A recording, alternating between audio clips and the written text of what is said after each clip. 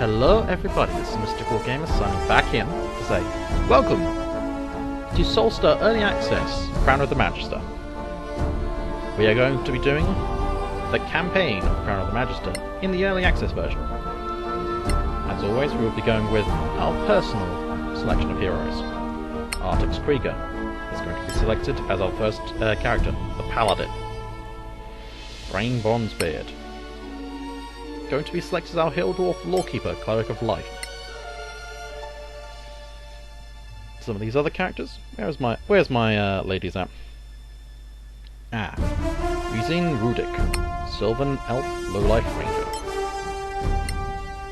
And of course, Marek Darkmoon, Human Philosopher Wizard. You might be going, okay, why the names though? Well, Artix Krieger means literally thank you warrior. Brain Bronzebeard is a fable to note to my very first ever run, like, proper D&D game with the group I still play to this day when I was at university.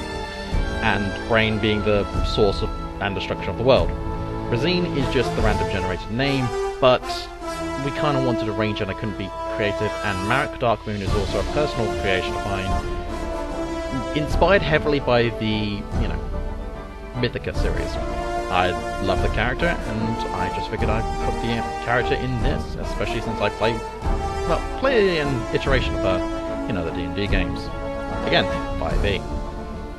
I could tell you the backstories of what they are in IRL, but I prefer we forge the story ahead as we are.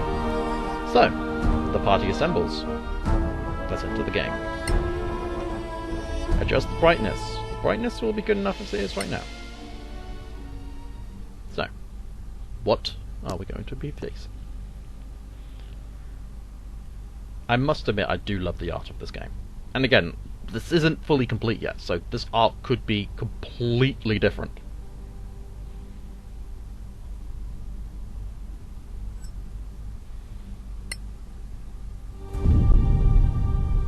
Before the Cataclysm, there were no gods on Solasta. No humans either.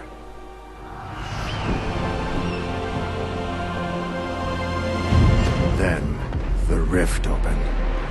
Some say it was a magical accident, or the work of an evil god. No one knows for sure. The Cataclysm destroyed the old High Elf Empire. Manicalan, they called it, and twisted the land beyond recognition. Now, only the brave and the foolish go there, in search of ancient treasures. But something is happening deep in those Badlands. Whatever it is, it can't be good. In the year 1024 after the Cataclysm, new states have arisen around the Badlands and crave its treasures. A new discovered road offers a safer route into the ruined heart of the Empire from the Principality of Mazgath. Upsetting the balance of power, the Legacy Council is formed to ensure that this knowledge is shared. It issues a call for agents to explore the Badlands in its name. Adventurers flock to Caer Kiflin, the Principality's capital and home of the Council. Four strangers meet at the Gravekeeper's Cask, close to the Council chambers. I wonder how this will all go. This beer tastes like donkey piss. Not that I'm complaining. Hope I'm not too late. Ran into a bit of trouble on the way here. Sit, relax. Perhaps you'd enjoy a pint of this obnoxious ale. If you're here for the council job, get in line. Though if this Lord Karen doesn't show up soon, I might go looking for him. Another round, barkeeper. 4 of your finest flagons of donkey piss, please. Looks like you've been waiting here a while. Indeed. You mentioned something about some trouble. Would you care to elaborate? Well, I was making my way here when 3 bandits leapt out of the bushes with crossbows. They dragged me off to some decrepit prison and tossed me in a filthy cell that smelled of rat piss. Don't know what was holding the place up. I must admit, I'm awfully surprised by the dialogue in this game. It is amazing. I cannot say enough about it. So, we have our tutorial. This is our movement tutorial, and I already know the controls, but I'll show you along the way. Basic movement, it's showing us our camera controls. You know, right click to move around, WSD will allow you to move the camera as well. And we click to move. Yeah, this isn't a, well, this isn't essentially us moving with the WSD. Again, more tutorial, quest log, which is important, I will say. It does save your ass on multiple occasions. Crawling. We're going to be spending a lot of time on our hands and knees, people, and not in the fun way. Crawling. This will essentially allow us to get through certain things. Double click the character portrait or press tab while controlling the character. Or you could just collect this if you're moving too far away. Now, what have you got over here, my lovely? Ah, torch. If you're playing as a human who's going through this part, because again, the tutorials are all the same, it's introducing the different aspects. I think I haven't quite figured out what causes each one, but I have a suspicion. So again, I've never played without a rogue. Okay, interactive elements, understood. Yes, again, so far the interactive elements are climb and push. And also combat, but combat is its own beast entirely. Note that you don't need to be directly behind the cube to push it. You just need to be in its adjacent space to actually click it and make it move. Likewise, you can click to climb up from the bottom, but we're being lazy. To climb, simply click the destination, depending on the character's strength. Yep, essentially this is the climbing and jumping. They can jump 3 times. Hang on, what was it? They can jump 3 cells and climb up 1 cell, or climb up easy surface like ladder ropes without any trouble. A character with a strength below 15 and no proficiency in athletics cannot jump far enough to reach the chest. Below a fighter with a strength of 15 to 20 can jump across 3 cells, so a character with strength 11 to 14 plus proficiency in athletics. In general, the critical path is always open to characters without superior physical ability. However, optional loot is somewhat harder to reach. Don't give up though, you may find other way to get to this chest. Well, shall we see? Yep, no, unfortunately Brain is not physically strong enough. Let's check Brain's character sheet. Yep, no, not proficient in athletics, nor do we have the 15 strength required. However, as the game did say, there's almost always a path to the loot. Whether that be magical doohickey or figuring out other parts of the challenges. So, as noted, just smack that, go over here, and oh look, shiny.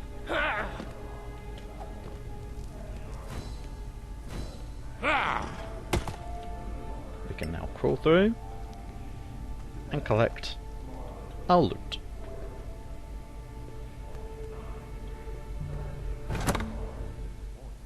Of 1 potion of healing. To be fair, this potion of healing will probably last us a while, until we get some actually decent spells. Alright. Like this. And no XP. Sadly, we cannot kill 3 people at once for all the XP.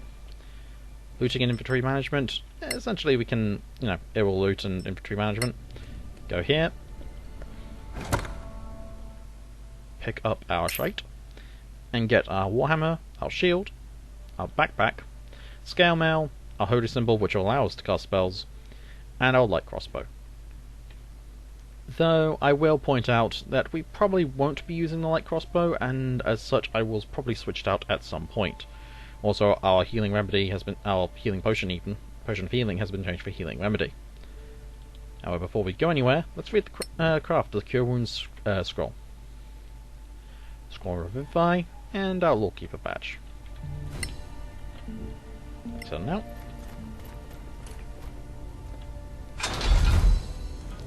like that. End of this chapter. Nice move, that trick with the wall. Glad you know worse for wear. This council needs to get organized. They have no right to keep us waiting like this. Have another ale. It's not like you have anywhere better to be.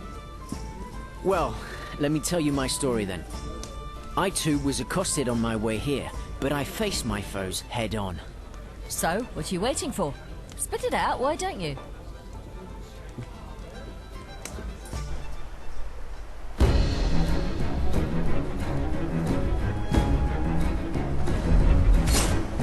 And good old Artix will give us the tutorial for combat. Tutorial dashing, move to a point. Again, I'm reading this, but I'm terrible at it. Okay, first and foremost, Artix is a better weapon than that freaking javelin. Let's switch for the longsword. You can switch one item around in your inventory. This is something that the game doesn't tell you, as like a free action. However, you can also change weapons as a free action. We are going to be sticking with the longsword for now, so I win again. that is all we can do right now. One attack. Other buffer is going to come.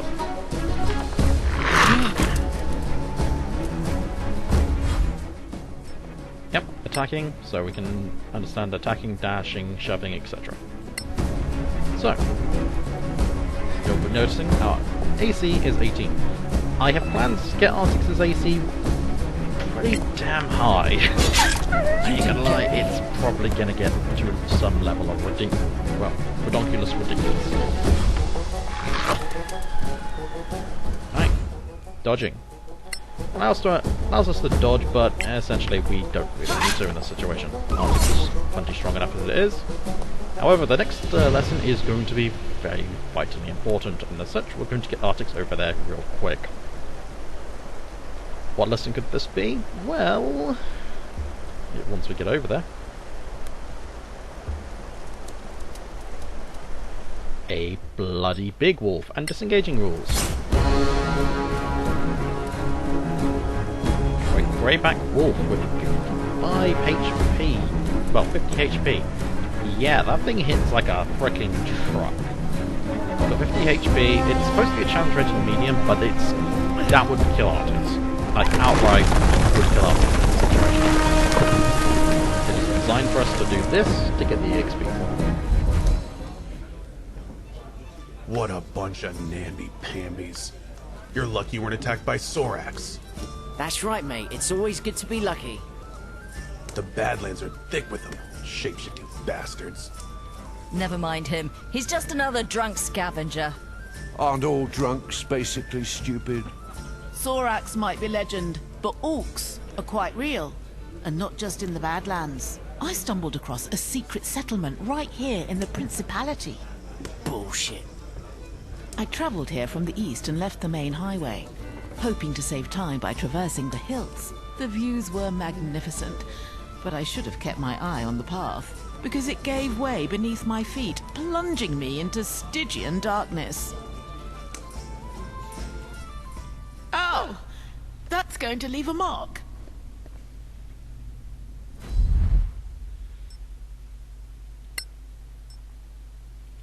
Yep, and as such we're learning about light sources. Since Marek doesn't have dark vision, this entire area is, going to cause us problems. Thankfully, we do have light sources as our third option. Also, it's going to show us a reason why I gave her Orcish in the description. That's better.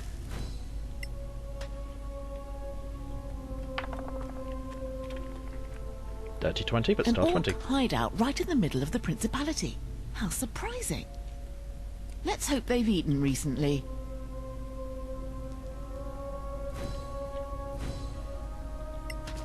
You gain little bits of EXP for learning tidbits about the lore. Caution mode, we're going to be entering this, and unfortunately I have to keep the light on, so Marek is going to glow like a freaking Christmas tree. Healing. If your character can cast healing spells, like a cleric for instance, they can cast spell button, basically heal. Or you can go through the chest. It's basically saying that Marek is going to be a bit wounded until then. She did fall a ridiculous amount of feet. However, we don't quite need to heal. If you want to heal now, I won't blame you, but we also need the components pouch until quite a while, actually. That is going to eat up one of our slots. There they are. Discretion is clearly the better part of valor in this instance.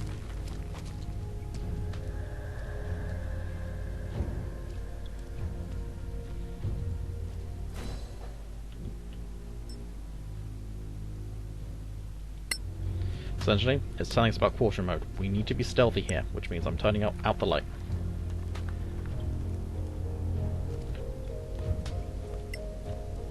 Stealth works a little bit differently in this game. We create this ring of sound, or ring of awareness, really. Our stealth score basically figures out how quickly they'll be alerted to our presence while they're within the ring. It also means that the more clunky our armor is, well, flat-footed our characters are, the more noise they're going to make. So it's generally good to have your stealthy people go away separately. Again, you might be noticing that they haven't quite, noticed us. Generally, different planes will result in different levels of sound awareness. Is the best way to put it. I call it sound awareness. Also, okay, that wasn't screen text. Well, kinda. That was a dodgy texture.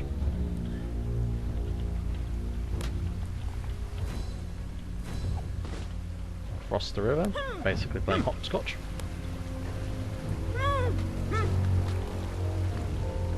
Alright, go over here, because there is another part of this game that we're going to need to talk about. Freaking crafting. Believe it or not, crafting is a big thing in this game. Especially for some of the decent weapons, at least this early in the game. I'm going, okay, yeah. Speaking of, we have some items to craft. We also have a pearl, which, if again, playing by certain rules of this game, you'd need that for certain spell components. But we have the ability to learn a crafting potion of healing, which we need magnesium, angry violet, and galvani amareth. We also have a crafting for scroll of magic missiles. Magnesium, angry violet, and galvareth. Basically, I can't even say half these things. We can reorganize so it's not all scattered all over the place. And yeah, we have most of the supplies here. We won't be able to craft anything just yet, but it's useful just in case. Moving swiftly along, or silently along in this situation, we come across one of the most vital parts of any D&D game. The long rest mechanic, which will show us on screen very shortly. No other means of egress is apparent. Fine. I shall wait until they go. These creatures do hunt, right? Yes and no. Take a long rest. To recover hit points, special abilities and spells, you must take a long rest. To do so, you need to gather your party around a safe place and have one ration of food per party member. Safe places are represented by a campfire. They also show on the location of the minimap. These spellcasters know more spells than they can recall at a given time. Preparing spells represent those a character can use by spending spell slots. Check your heroes list known spells and choose the ones you want to prepare. Spells are not prepared, cannot be cast. Many characters know more spells than they can prepare, so choose carefully for the given situation. Yes, and there are going to be some spells that are absolutely bloody useless, but suffice it to say, we need some spells. Right now, we don't have anything I need to change out because we can't change out. We have an 18 intelligence plus 1... Well, we have an 18 intelligence with a +1 to no spells per caster level. In short, 5 spells is our maximum, and we only have 6 prepared. No. English school. But yes, we only have 5 spell slots, 6 spells we know, and can't change cantrips, sadly. Again, they don't quite add that to this game, so... You slept with a bunch of orcs? That explains the smell. Orcs have a very distinctive stink. We should build a council for all this wasted time. We've all told a tale of our travels here. All but one of us. Yes, but I have good reason for that. It's none of your bloody business. Come on now. Don't be a killjoy. We all sang for our supper. Your turn. Fine. You want to know the truth? I stopped on the way here to visit an old friend of mine. and discovered he was up to his eyeballs in debt with a loan shark. Oh, that's not good. Indeed. He put up a family heirloom as collateral and wanted me to reacquire it. Because you see, I can be quite stealthy when necessary.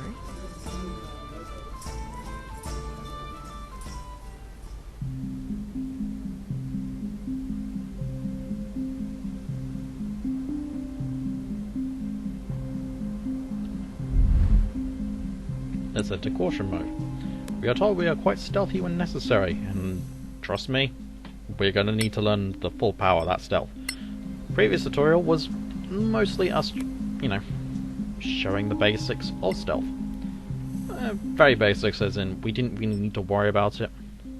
This way it basically tells us how to use the camera. We're gonna need these, especially thieves' tools. Oh, Liam, always thoughtful. Guard up there. Cannot see us until... Oh, wait, you can, apparently.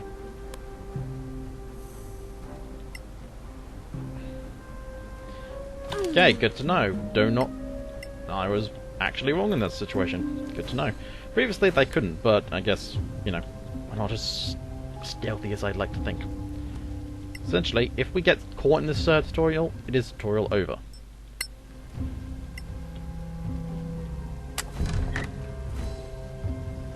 DC 10.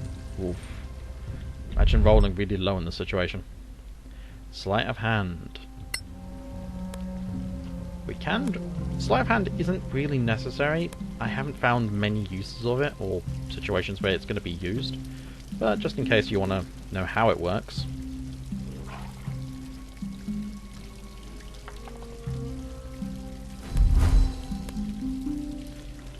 And we stole the key. If you weren't exactly good with lockpicking, this might be an option, but generally we are going to have to use the thieves' tools.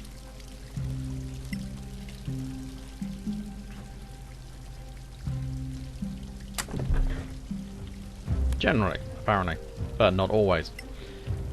Over here, we have some crafting ingredients. Again, we won't be returning to a lot of these places, these are just literal tutorial zones. But some angry violet is always useful. Golden key, what do you do? Just an incredibly rare golden key. Before we go anywhere else, switch to another bow. There is a reason for this.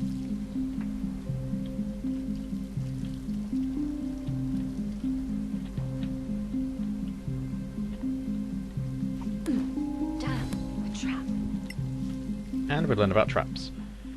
The thing is, while you are cautioned, you have a higher chance of finding traps, but it's not always the case. So, don't have to feel like you have to always take it slow. If you have a high perception skill, you will generally find what you want. However, we cannot disarm this trap, sadly. Meaning we're going to have to trigger it.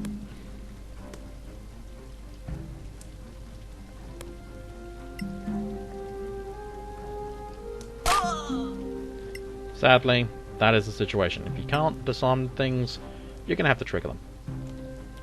Alright, pathfinding, do your thing. There we go. There's a trap.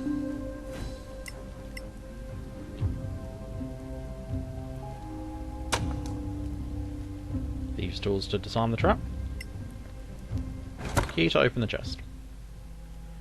Liam's heirloom, and 19 gold for our troubles. That's a little bit of dodge to start off with the situation.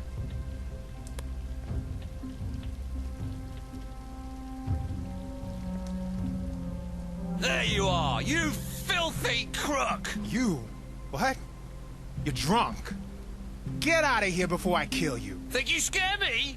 Not anymore. A grave mistake.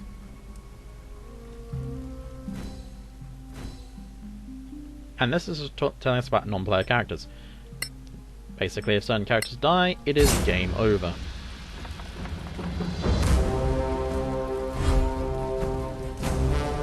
So, we have advantage on this guy. And a natural 20, we'll see if we can kill him. And we do. 1 arrow to the head. Well done. Are you four here to see Lord Karen? Who's asking? Depends on who's asking. Well, if you're here for Lord Karen of the Legacy Council, that would be me. I think, Ryzenwood, we should be paid. Fine. I'd like to present you with a bill for the time we just spent cooling our heels. Feel free. The Council's bursary enjoys a good laugh. Might we ask a bit more about this quest of yours, sir, if you please? Well, I suppose it's better if you know what you're doing. What do you want to know?